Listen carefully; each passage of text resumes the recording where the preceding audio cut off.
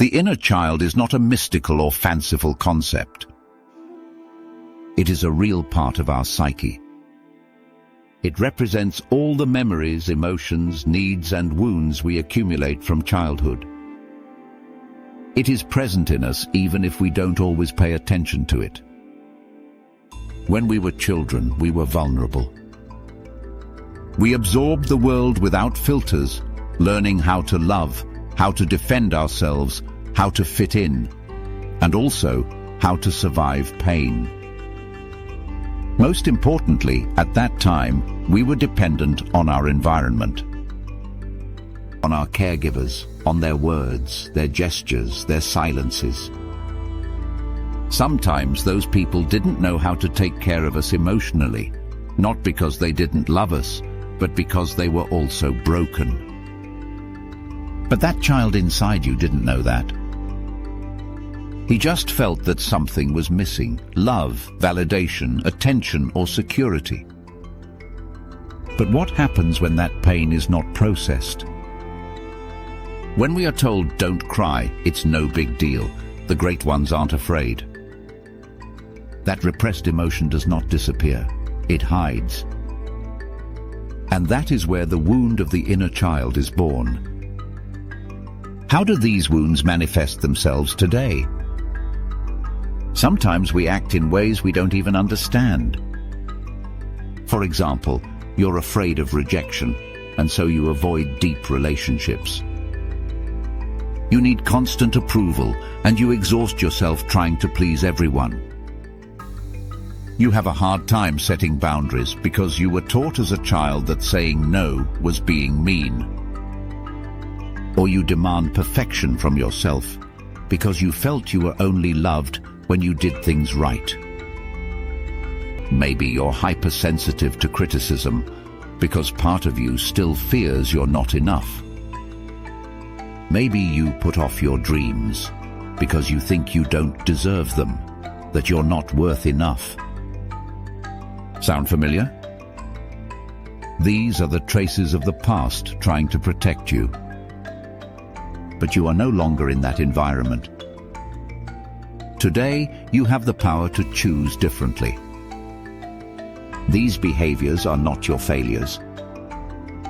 They are defense mechanisms that your inner child developed to survive. But now you no longer need to survive. Now you can begin to heal. What do you know about healing that inner child? Healing the inner child is not a one-day thing. It is a journey. But every step is worth it. Here are some ways to get started. 1. Acknowledge it. Accept that inside you there is a child who feels, who fears, who needs love.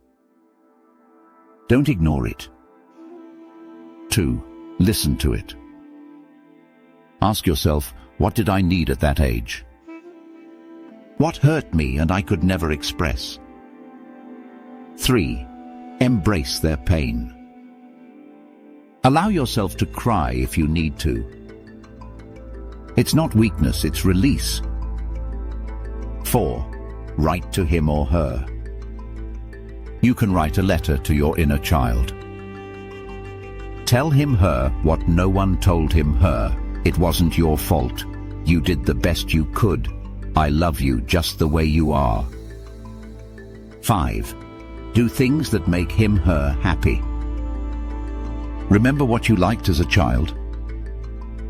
Painting, playing, running, laughing, do it again. It's medicine for the soul.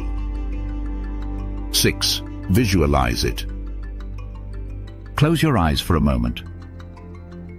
Imagine your inner child in front of you. Look into his eyes. What does he need to hear from you? Perhaps he needs a hug, or simply for you to say, "I'm here, and I'm not going to abandon you." Do this exercise often. It helps more than you can imagine. 7. Seek help if you need it. Sometimes the pain is deep and we need guidance. Emotional therapy, especially inner child therapy, can open paths to healing that we don't see on our own. And remember, healing is not blaming your parents or the past. Healing is taking responsibility for yourself today. It is freeing yourself from the cycle so that you don't repeat it with others or yourself. And most importantly, treat yourself with tenderness.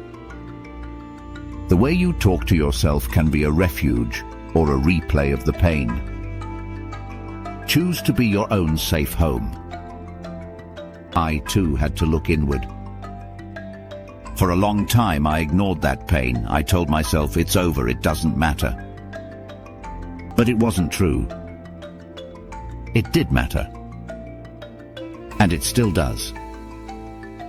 Because healing the child I was has allowed me to become the adult I want to be.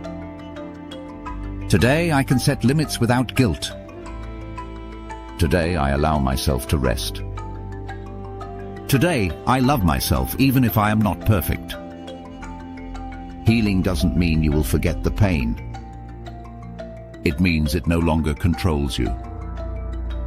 It means you can look back with compassion, not guilt. And there's something else. By healing your inner child, you not only transform yourself, you also transform those around you.